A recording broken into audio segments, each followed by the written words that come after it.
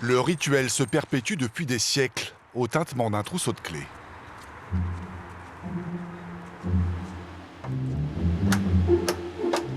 Joachim, le gardien de Notre-Dame, ouvre méthodiquement les 12 portes de la cathédrale.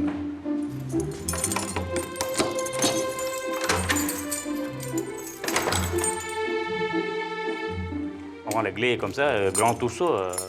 Maintenant, tout est changé à cause de paix de sécurité. Donc, C'est les clés du paradis, ça? Non, pas encore. J'ai commandé, j'ai pas eu encore. Maître en son royaume, Joachim est l'un des rares à pouvoir profiter de la cathédrale silencieuse. Le destin de cet Indien catholique et celui de sa femme ont basculé il y a 11 ans, alors qu'il venait prier à Notre-Dame. Un jour, je croisais un prêtre, il m'a tapé, il m'a demandé comment tu fais travail, comment tu viens ici tous les jours, la messe, tout ça. Donc j'ai raconté, voilà, je cherche le travail. Mais après, il m'a dit qu'il y a un travail ici, est-ce que tu aimes bien pour travailler? C'est le miracle. J'ai trouvé le travail, vraiment miracle, grand miracle pour moi. Oui. Avant l'arrivée de la grande bousculade des touristes, Delphine redonne de l'allure à la cathédrale.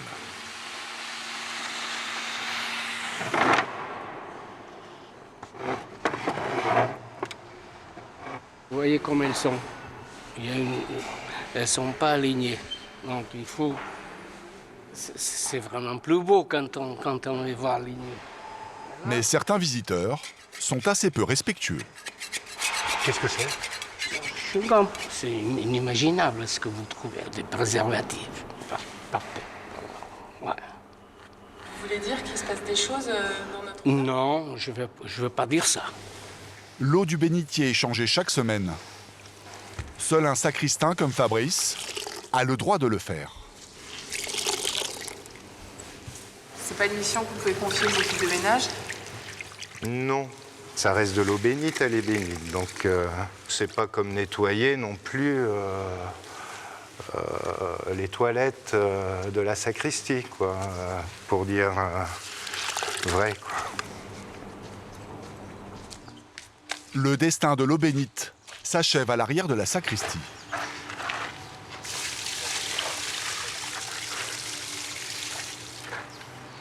Pourquoi vous l'achetez pas plutôt dans un évier? L'eau a été bénite, donc par tradition, tout ce qui est béni va plutôt dans la terre que dans l'égout.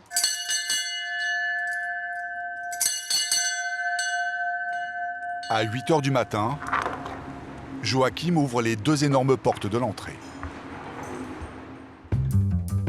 Notre-Dame rayonne sur Paris depuis près de 900 ans. À partir du XIIe siècle, des dizaines d'architectes se succèdent pour la construire. 128 mètres de long, 96 mètres de haut, 1000 statues et 300 gargouilles pour en faire le plus bel hommage possible à Dieu. Le monument a même donné naissance à des légendes, comme celle de Quasimodo, le célèbre personnage de Victor Hugo, surnommé le bossu de Notre-Dame. À l'intérieur aussi, les bâtisseurs ont accompli des miracles. Avec les moyens de l'époque, ils ont édifié des voûtes à 33 mètres du sol, dessiné des rosaces parmi les plus grandes d'Europe et construit cet orgue gigantesque aux 8000 tuyaux. Classé au patrimoine mondial de l'humanité, c'est le monument gratuit le plus visité de France, avec 14 millions de touristes par an. Pour gérer ce flot incessant, une cinquantaine de salariés dirigés par un patron en robe, Monseigneur Jacquin. Voyage au cœur de Notre-Dame de Paris.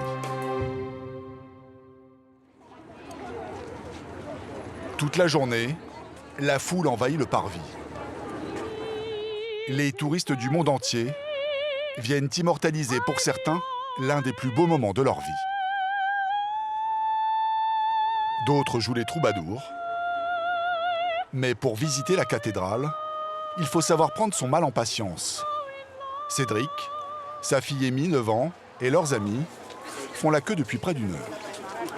Bon, ça va, on n'est pas trop loin. On est bientôt ça va rentrer vite, là. Ah oui. C'est la première fois que la petite fille découvre Notre-Dame.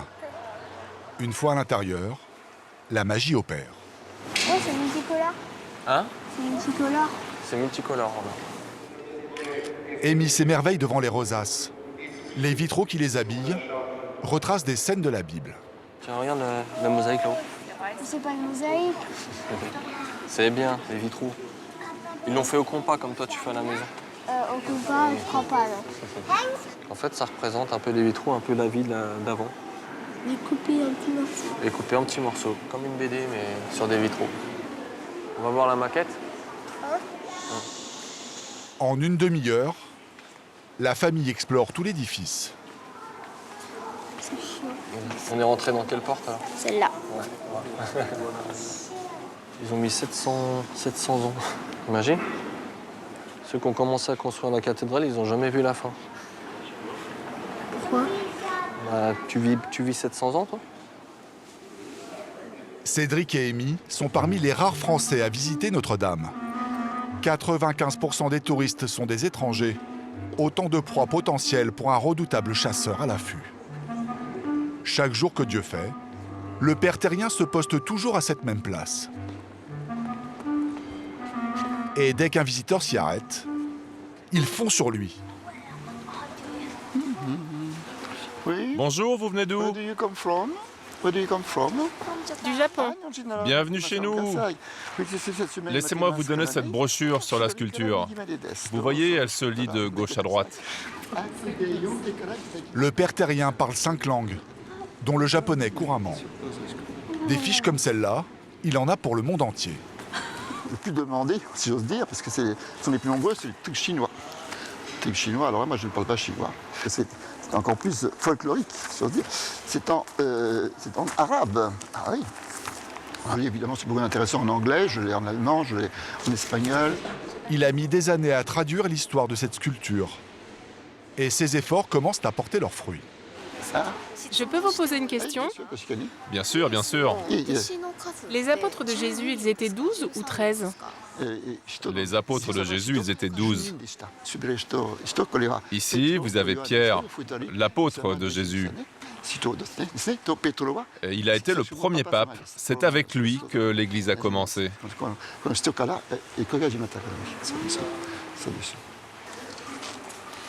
Bonne question. Elles ne sont pas chrétiens, ceux-là. Ils ne sont pas chrétiens, mais ils s'intéressent beaucoup. Il a remarqué que les touristes connaissent de moins en moins bien la vie de Jésus-Christ et ne savent pas toujours ce qu'il photographie. Prenez une photo en général, une photo souvenir, devant n'importe quoi d'ailleurs. Ils ne savent pas ce que c'est par derrière ou par devant. Mais ils ne profitent pas des richesses de ce qu'ils ont sous les yeux. Ils passent devant. Vous êtes espagnol? Vous venez d'où? Mexico. Ah, du Mexique, enchanté. Première fois à Paris? Le père terrien ne se lâche jamais. Alors, ça est l'explication. Voilà la fiche explicative. À quelques mètres de là, Monseigneur Jacquin s'offre une pause café. Dès les beaux jours, le patron de Notre-Dame installe son bureau en terrasse. Ici, tout le monde le connaît. Bonjour, ça va bien? Vous-même? Bah ça va, avec Ça continue? la fraîcheur. Allez, à bientôt. Bientôt. Sans la vraie vie là. On n'est pas dans les bulles, dans les bureaux. Voilà, donc on voit les gens. En plus ça permet de fumer, ce qui est agréable. Votre petit péché, à vous. Faut bien en avoir, vous savez. Au moins le mien, il est visible.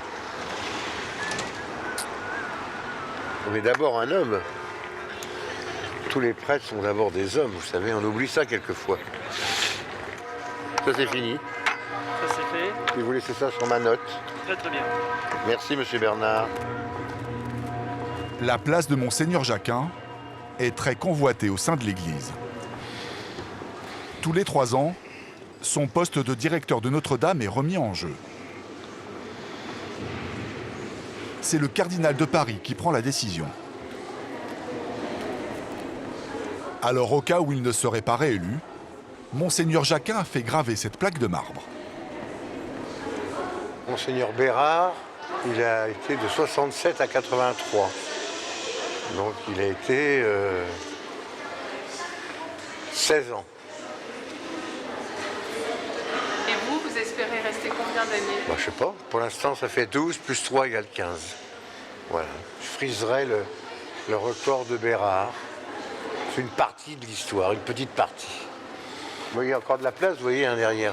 En quelques secondes, la caméra fait de lui une vedette. Vous êtes célèbre? Hein? Vous êtes célèbre? Je suis célèbre? Oui. Est-ce que vous pouvez aller à côté de votre prénom, comme ça on vous prend? À côté de mon nom, bon, alors voilà. Trop de swag, j'ai oublié la première fois que je rencontre une célébrité. Oh là là. Monseigneur Jacquin est avant tout un chef d'entreprise. Bonjour. Depuis la loi de séparation de l'Église et de l'État en 1905, le clergé ne reçoit plus de subventions. L'Église doit se financer toute seule. Bonjour, vous allez bien? Ça va un petit peu? Ça commence, voilà, ça s'anime tout doucement, Ça s'anime. gentiment. Bon, là-bas aussi, c'est bon. Ça vous va? D'accord, très bien, c'est 32 €. Merci beaucoup. Pour faire fonctionner la cathédrale, le recteur a mis en place une stratégie commerciale digne d'un supermarché. Il y en a pour toutes les bourses. Celui-là, qui plaît énormément en fait aux Brésiliens, qui plaît énormément. Il coûte 30 €. Ça, en fait, c'est très souvent des Italiens. Parce que je sais pas, la représentation de la Vierge, en fait, ils aiment. 20 € la statue en bois et 24 pour les rosaces. Ça, c'est très très prisé par pour les Américains, toute l'Amérique du Nord. Il y a même des objets en cristal à 280 €. Mais le produit vedette reste un grand classique. Et les chapelets, en fait, sont ici vraiment nos meilleures ventes. Nos meilleures ventes sont les chapelets. On en vend quand même à peu près 80 000 par an. C'est presque une marque en fait aujourd'hui. C'est presque une marque. Avec une vente toutes les 2 minutes, les affaires ont l'air de bien marcher. Mais le patron est quand même un peu inquiet. Ben là, il n'y a pas beaucoup de monde quand même. Vous trouvez? Ah ben pour vous, c'est beaucoup de monde, mais pour nous, c'est pas beaucoup de monde. Monseigneur Jacquin poursuit son inspection au rayon bougies. Celles-ci sont réservées aux offrandes. C'est pas un peu cher, 5 € la bougie? C'est une offrande conseillée, on met ce qu'on veut. On les espère généreux tout de même. Bah, on essaye. On essaye. Et si d'aventure il reste un peu de monnaie aux visiteurs, ils peuvent s'offrir une médaille au distributeur automatique ou encore faire un don en glissant leurs pièces dans l'étron. Toutes ces ventes financent une machinerie que les touristes ne remarquent pas. Sous leurs pieds, des grilles de chauffage aussi discrètes que gigantesques. Et pour admirer les œuvres d'art, des éclairages sophistiqués. Sans cela, l'intérieur de la cathédrale serait glacial et obscur. Avec plus de 30 mètres de hauteur sous plafond, la note est astronomique. C'est depuis le presbytère que le patron tient les comptes. Ah, bonjour Nathalie. Comment ça va? Bien, vous? Ben, vous pouvez vous asseoir. Dans les parapheurs, des dizaines de factures. Les boissons chocolatées, c'est pour la machine à café, j'imagine ça. 124 € à payer. C'est des petites factures, mais il y a beaucoup de petites factures, vous savez, dans une cathédrale. Monseigneur Jacquin a encore le sourire. Plus pour longtemps. Il y a le chauffage qui est de la vapeur, vous savez, de la ville. Et là, pour 17 600 €, ce que je vous dis, qui correspond à 1 000 € par jour. 53. Auquel il faut ajouter plus de 6 600 € d'électricité pour les 2 premiers mois de l'année. Avec une cinquantaine d'employés à payer, Monseigneur Jacquin arrive à peine à l'équilibre. Sur une année, ça représente 5 millions. Et vos dépenses? D'euros. Et ben, les dépenses, ça représente 5 millions. Le fonctionnement de Notre-Dame est un gouffre pour l'Église. Mais heureusement, les murs et l'ensemble du bâtiment appartiennent à l'État. La cathédrale est considérée comme un monument. Ce sont donc des organismes publics qui en financent l'entretien. Philippe Villeneuve est l'architecte en chef des monuments historiques. Il est responsable de la santé de la vieille dame. Une charge qui l'autorise à se promener derrière ses statues, au beau milieu de la façade. Là, je viens de voir des petites traces de mortier, de joints qui sont tombés au sol. Donc, ça sera quelque chose à surveiller. Au pied de la... Philippe inspecte les lieux en permanence. C'est un métier qui vous a rendu sportif? C'est un métier qui me fait regretter de ne pas l'être. Bon, alors, si vous avez 5 minutes, derrière cette porte, il y a quelque chose de... Je vais vous l'offrir parce que bon, si vous êtes sujet au vertige, bon, c'est pas un cadeau, mais c'est quand même quelque chose d'extraordinaire. Donc c'est un peu sombre, mais franchement, vous allez voir au bout du couloir, c'est extraordinaire. Et là, vous êtes au pied de la rosace sud. C'est une des vues que finalement personne ne voit, sauf à moins d'avoir cette clé qui est le pass, en fait, le fameux pass rouge que, en tant qu'architecte en chef, je peux disposer. Et il n'y en a que 4. Elle peut ouvrir absolument toutes les portes de la cathédrale. C'est ce qui fait la joie de notre métier, en fait. C'est ça. C'est de donner cette merveille. Voilà. Mais cette beauté a un prix. La seule restauration de la façade a coûté 11 millions d'euros et les caisses de l'État sont vides. Désormais, c'est à coup de système D à 45 mètres du sol que les équipes de Philippe Villeneuve luttent contre les outrages du temps. Donc là, on va vérifier les fissures existantes sur la rosace et vérifier l'évolution sur une année. À presque 900 ans, la pierre s'effrite. On sonde pour voir si ça tient. On vérifie si l'adhérence de la pierre ou du ciment qui a été mis à une époque tient et collant. On voit bien là, c'est fragile. Il faut qu'on soit sûr qu'on n'ait pas d'éléments qui puissent tomber sur la tête de quelqu'un. Donc c'est vraiment une visite très sérieuse. La rosace tient bon, mais la statue de Saint Jean menace de se jeter dans le vide. Les ouvriers lui ont bricolé une ceinture de sécurité. On l'a mise en sécurité. Donc c'est une sangle qui est complètement douce, donc il n'y a aucune dégradation de la sculpture et qui la maintient le temps d'une restauration. Un peu plus haut, pendus au-dessus du vide, les couvreurs colmatent les brèches comme ils peuvent. Alex, t'as des entrées d'eau ou pas? Ouais, contrôle bien. Tu me dis quand tu veux que je te passe la résine.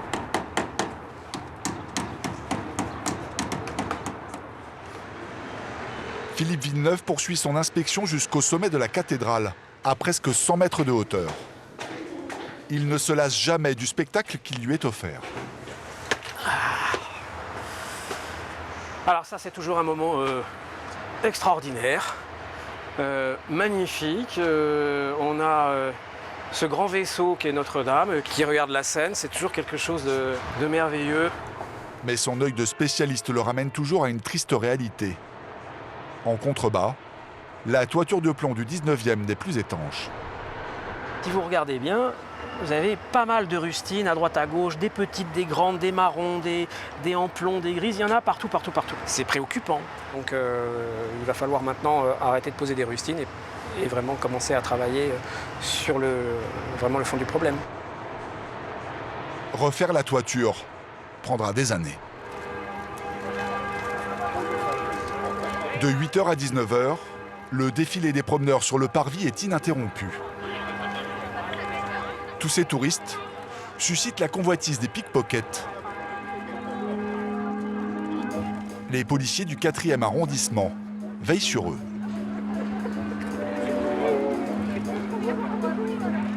Ils servent de guide. Par là-bas, vous traversez la Seine et après, c'est Rivoli.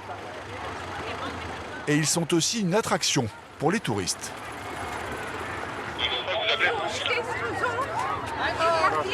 Voilà. Ça fait partie du job aussi. Office de tourisme aussi, ouais. Point information, renseignement, polyglotte, en plusieurs langues, on fait. Ah ouais, tout à fait. Ah, on est polyvalent. Mais l'ambiance bon enfant ne dure jamais très longtemps. À l'aide des 5 caméras de surveillance braquées sur le parvis, les patrouilleurs ont une mission quotidienne. C'est vraiment la place du parvis. Empêcher la mendicité interdite depuis 2008 aux abords de la cathédrale. Sur les écrans de contrôle, Laetitia et Amel repèrent une mendiante. Elle est revenue encore? Oui, c'est Laetitia. Dis-moi, est-ce que tu es à proximité, là, dehors, on a la, tu sais, la mendiante qui est revenue. Bah, elle est dans la file d'attente, hein, tu peux pas la louper. Hein. Les policiers interviennent. T'es toute seule ici? Oui, mais pas. Ils demandent au centre de vérifier si cette femme est inscrite au FPR, le fichier des personnes recherchées. Donc identité pour le FPR. Pour Panchiu, c'est inconnu au FPR. Ah, parfaitement reçu, je vous remercie. Faut plus revenir ici. D'accord? Tu dégages. Tu reviens plus ici. Allez. Ah, dans 10 minutes. Sur le parvis, les mendiants appartiennent souvent à la même communauté. Bonjour. Bonjour. Bulletin. Bulletin. Les policiers ont appris quelques mots de roumain. TN 04 du Tango 04 Bravo. India. Alpha. Répétez. Ouais, là-bas. Allez, c'est interdit. Vous lui avez dit quoi? Bah, j'ai demandé sa pièce d'identité et j'ai demandé de quitter les lieux rapidement. Mais comment on dit? Vous avez dit quoi? Bah, la pièce d'identité, c'est bulletin. Bon, faut m'excuser de l'accent. Et pour qui est douté, répéter. Répéter, c'est-à-dire rapide. Ça, vous l'avez appris comment? Ben, en parlant avec eux, on fait un échange linguistique en fait. Les 8 cloches de Notre-Dame ne jouent ensemble qu'une seule fois dans la journée. Cela fait 50 ans que Denise les écoute de son balcon. Il est midi, là. Il est midi. Ça carillonne, c'est merveilleux. Hein? Voilà, c'est le cœur de la cité qui bat, là. Voilà. Et une autre avec. Et alors, vous imaginez ce son qui est le même qu'au XIIIe siècle. Voilà. Ça, c'est très émouvant. Une fois dans la rue, Denise se désole. Plus rien n'est sacré. Elle ne reconnaît plus le quartier de sa jeunesse. Comme la rue d'Arcole, aujourd'hui envahie par les boutiques de souvenirs. Au début de notre mariage, oui, je venais faire les courses ici. Il y avait 2 boulangeries. Il y en avait une qui était un peu plus loin, l'autre qui était à l'angle. Il y avait une charcuterie. Il y avait une épicerie. Et aujourd'hui? Plus rien. C'était ici, hein, le charcutier. Hein. Voilà, voilà. C'était ici. Voilà. Bon, il y a encore un peu de charcuterie quand même. Hein. Hein? Ça perdure. Hein? Bon, ça va? Ça marche le commerce? Ça va. Bon, bah bonne journée. Hein? Merci à vous aussi. Au revoir. Bon, un peu de nostalgie, mais que voulez-vous? Tout change. En bien, en moins bien parfois. Voilà. Rue d'Arcole, Denise fait contre mauvaise fortune bon cœur. Mais quand elle se rend sur le pont de l'Archevêché, à 100 mètres de Notre-Dame, sa colère éclate. Selon elle, les touristes l'ont défiguré. Voilà, le plus beau cadenas. Voilà, le plus beau cadenas. Comment dirais-je, l'amour avec un cadenas, pour moi, c'est pas l'amour, un cadenas. Regardez ça. Regardez ça. C'est monstrueux. C'est pas mignon? Un slip. Les touristes, c'est pas toujours un cadeau pour vous? Ça devrait être un cadeau. Parce qu'on est très fiers qu'ils aiment notre ville, qu'ils aiment notre quartier, qu'ils admirent la plus belle vue de Paris, c'est le chevet de Notre-Dame. Et voilà ce qu'on nous laisse. Et regardez, tout est tagué ici. Voilà, tout. Voilà, regardez ça. Regardez la pierre. Voilà, tout est tagué. C'est une catastrophe. Il m'arrive des matins, quand je passe, j'ai les larmes aux yeux, parce que je me dis, qu'est-ce que c'est devenu mon quartier? Et voilà, et il photographie ça. Mais il ne photographie plus le chevet. C'est fini.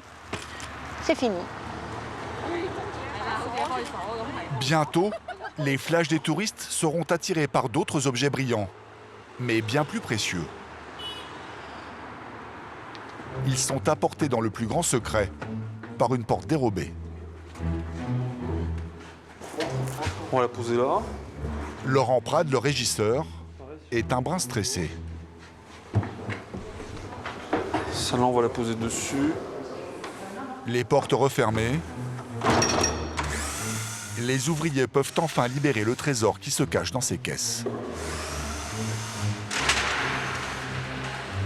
Des reliquaires, comme celui de Saint-Louis, fait de bronze et de pierres précieuses. Hommage à un roi qui a financé la construction de Notre-Dame.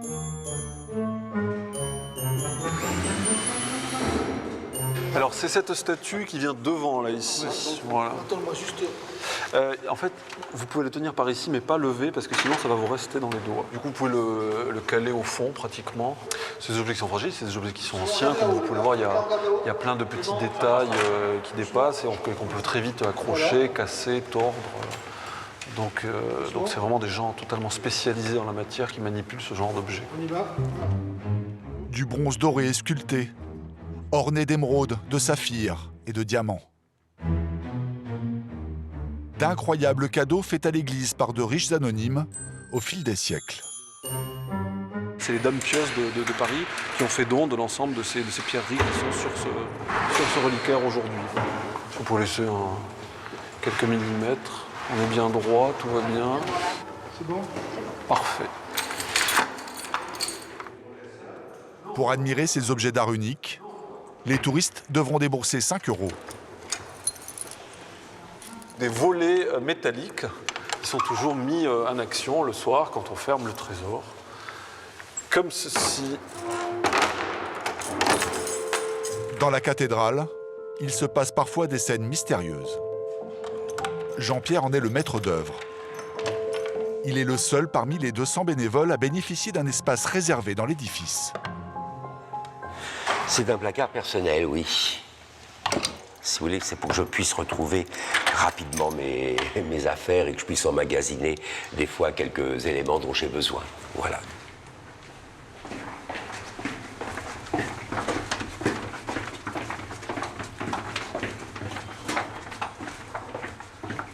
Son domaine est au fond des entrailles de la cathédrale, dans la crypte.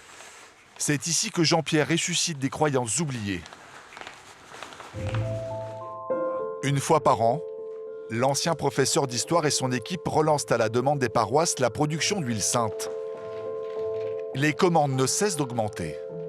Il y a eu 328 commandes. Donc je vais prendre une petite marge de sécurité parce que ça, je sais que dans les jarres, ça tient. On va en préparer 340.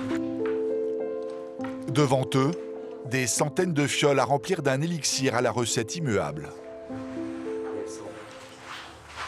Voilà, elle a une bonne odeur. C'est une huile qui est une base, comme toutes les autres, d'huile d'olive raffinée. Et puis là, ici, c'est de l'essence de géranium. Voilà, alors il y a 85% d'huile d'olive et la différence en essence de géranium.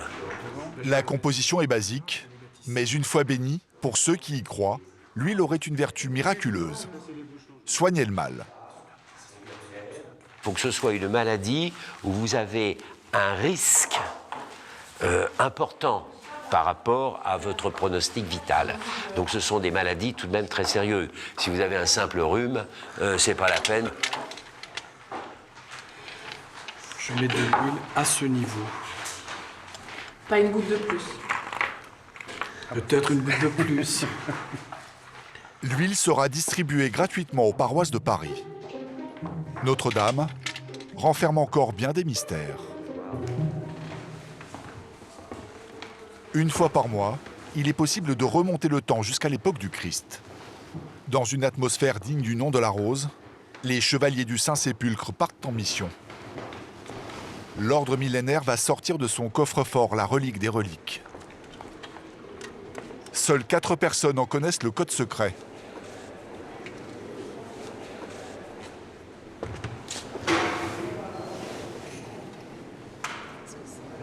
Ce treillis d'or renferme, selon l'Église, la couronne d'épines portée par le Christ le jour de sa crucifixion. Saint Louis aurait ruiné la France pour l'acquérir au XIIIe siècle.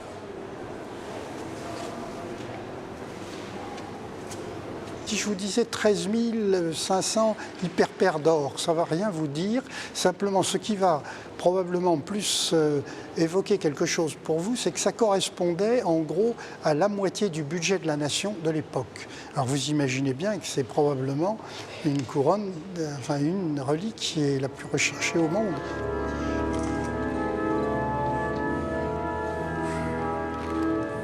Ce soir, sous la protection de gardes du corps,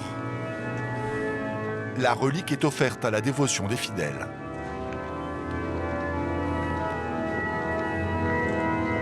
La cérémonie terminée, la cathédrale s'endort enfin.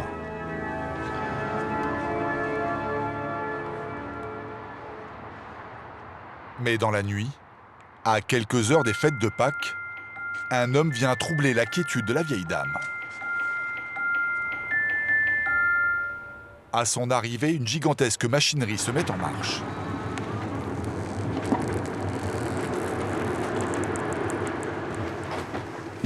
Olivier Latry est organiste. Lui seul peut maîtriser le plus grand orgue de France. Son poste de pilotage a été modernisé il y a 5 ans.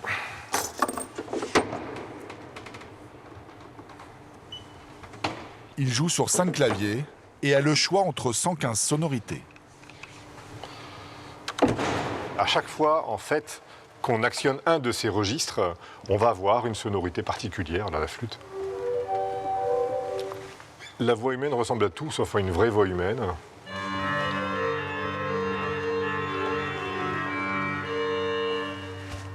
Olivier porte une lourde responsabilité.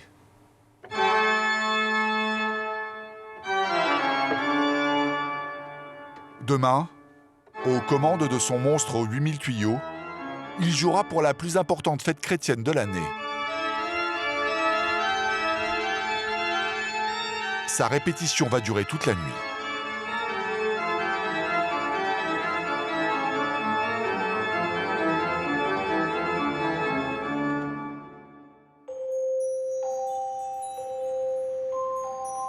C'est le jour de Pâques. Les agents de la voirie refont une beauté au parvis. Dans la cathédrale, les derniers préparatifs se règlent à la clé à molette et au courage.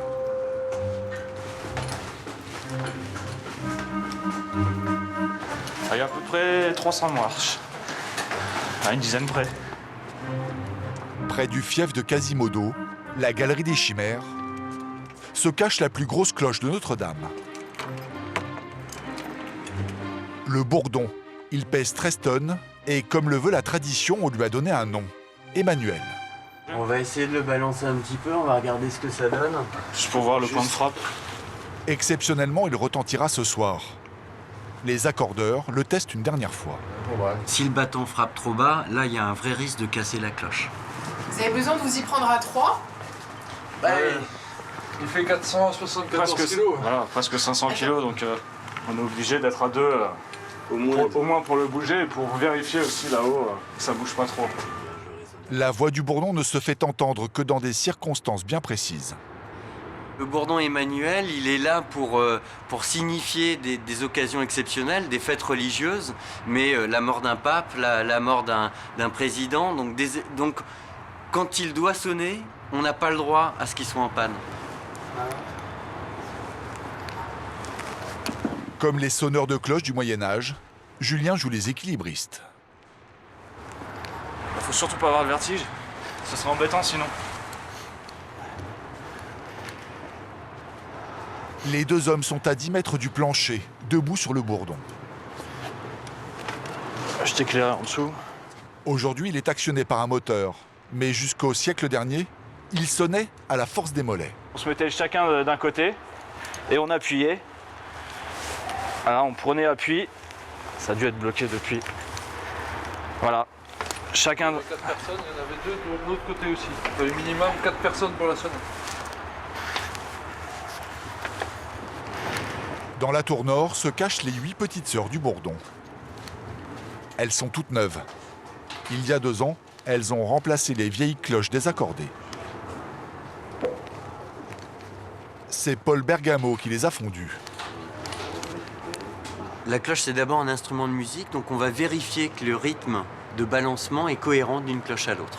Donc pour ça, on va chronométrer et on va vérifier que le décalage de fréquence entre les cloches est bon. Tu me lances la cloche? On va se protéger quand même parce que c'est puissant. Donc là, on démarre avec Jean-Marie, c'est un La dièse. On va ensuite lancer Maurice, qui est un Sol dièse, Benoît Joseph, qui est un Fa dièse, et Étienne, qui est un Fa.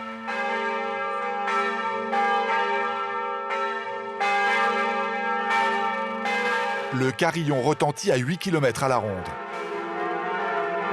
C'est l'un des rares moments où, sous la charpente, on n'entend plus le mécanisme de l'horloge.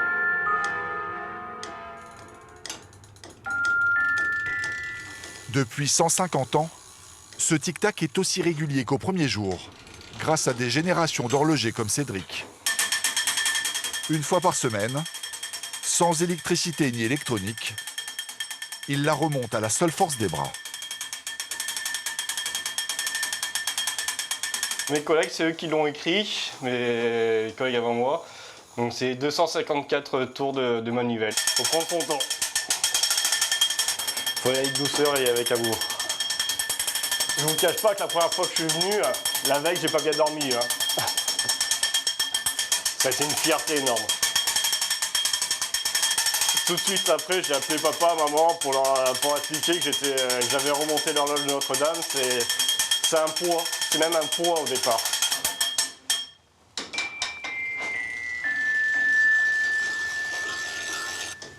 Et voilà. Là, il y a une âme, là, il y a quelque chose. Parfaitement réglé, cloches et horloges au rythme de concert le week-end de Pâques. C'est l'affluence des grands jours sur le parvis. D'un bout à l'autre, la file d'attente pour visiter le monument est interminable.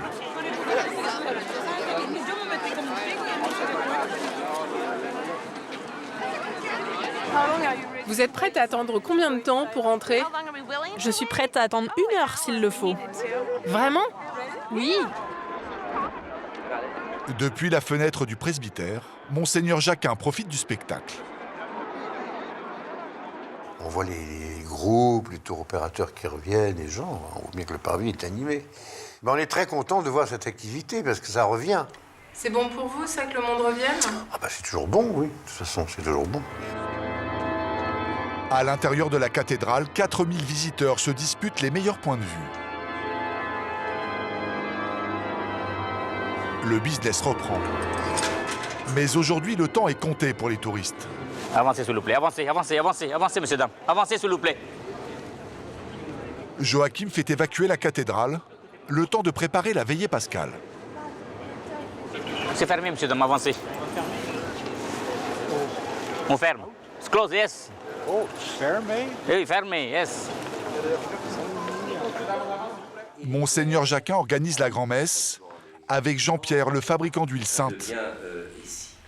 L'archevêque arrive et pour que ce cierge reste allumé. Ce soir, il sera le maître de cérémonie. Nous sommes à peu près à la hauteur de la chaire. Il y a 2 clercs qui remontent par ici. Il y a 2 clercs qui descendent. Oui, puis il y a plein de marches et de trucs et de danger. Il y a plein de marches, etc. Donc faire attention. Et de fils et de... Tout est réglé au cordeau et Monseigneur Jacquin ne tolérera aucun dérapage. Il faut être attentif. Parce que si vous baillez au corneille, il n'y a rien de pire énervant que de voir 15 clercs. La célébration étant à 21h, il convient d'être là au plus tard à 20h. Plus tard. Après 20h, on ferme les portes. Sans le dévouement des 200 bénévoles de Notre-Dame, la messe de Pâques ne pourrait avoir lieu.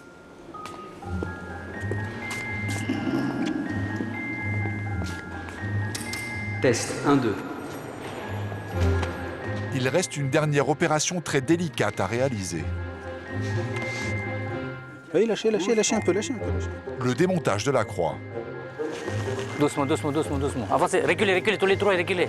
Reculez doucement. Vas-y, vas-y, vas-y, vas-y, c'est bon. C'est bon, c'est bon, c'est bon. C'est bon, encore. Voilà, c'est parfait. C'est bon, merci messieurs. Pour les catholiques, Pâques commémore la résurrection du Christ. Elle est symbolisée par cette nouvelle croix dorée.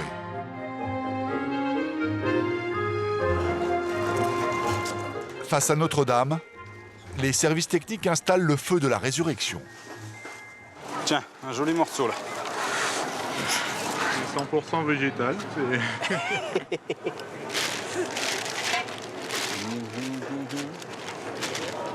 Le bûcher est prêt à s'enflammer.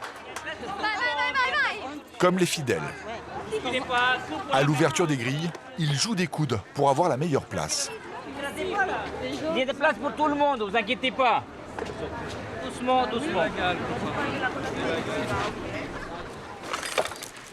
Dans la sacristie, Jean-Pierre, le maître de cérémonie, prépare son entrée en scène.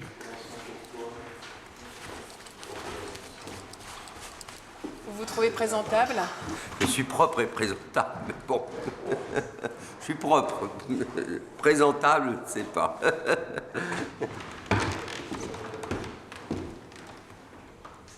Mais un incident va mettre en péril la cérémonie. Nous avons un gros problème. Notre cierge pascal dans le quart, c'est cassé. Attendez, venez à la sacristie tout de suite. Stéphane, les sacristains, Stéphane, venez. Il y a un gros problème. Le cierge pascal de Saint-Jacques-Saint-Christophe dans le quart s'est brisé en 3. Il est inutilisable. Il est inutilisable. Bon. L'affaire est grave. Il est cassé? Non. Vous pouvez essayer de le recoller? Non. C'est fini. C'est fini. Il a rendu l'âme. Oh, mais on est tellement désolés, en plus il était beau. Ah oui, dans 1 heure, on est dans la célébration. Fabrice, le sacristain, appelle tous les vendeurs de bougies de Paris. Monseigneur Jacquin propose que tu mettes le cierge dans un taxi et on paiera à Bonneuil et on paiera le taxi. La cathédrale paiera le taxi. Ah bon? Bon, je vais vous arranger ça. Oui, on a trouvé un cierge. La solution surgit des sous-sols de la cathédrale. Est-ce que vous êtes allé dégoter celui-là alors? Je l'ai retrouvé à la cave, heureusement je l'avais gardé. Celui-là, je peux l'arranger, il n'y a pas de problème. Je peux le retaper. La cérémonie de Pâques est sauvée.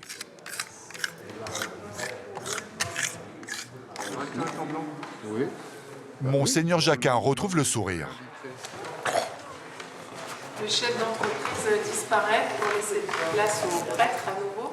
Oh, c'est toujours un doux mélange. On reste quand même chef d'entreprise pendant la célébration, parce que la preuve, un cierge cassé, etc., etc. Ce soir, Monseigneur Jacquin doit lire en public un extrait de la Bible. Il faut absolument que je regarde le livre de la Genèse, parce que la traduction a changé cette année. C'est celui de ce soir. Dernière révision à 30 minutes de la fête. Dieu fit le firmament et sépara les eaux qui étaient au-dessus. Mais la nouvelle version ne lui convient pas vraiment. Bon, bah, non, c'est pas. Il y eut un soir, il y eut un matin, 4e jour. Vous devez le dire par cœur? Non, mais c'est surtout que avant c'était il eut un soir, il eut un matin, ce fut le 4e jour. Et là, c'est il eut un soir, il eut un matin, 4e jour. Bah, vas-y pour déclamer, hein. Non, non, non, vous allez par ici. À 21h, Jean-Pierre met en place ses clercs.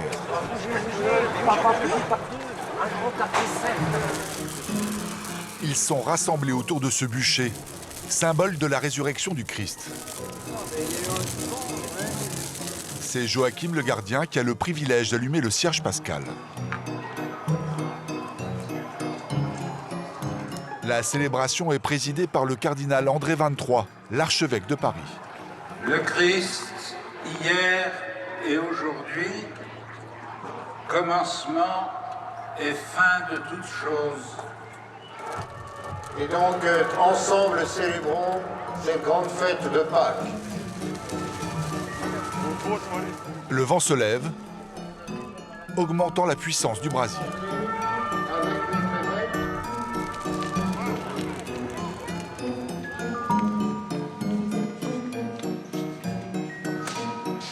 Patiemment, les fidèles se transmettent la flamme.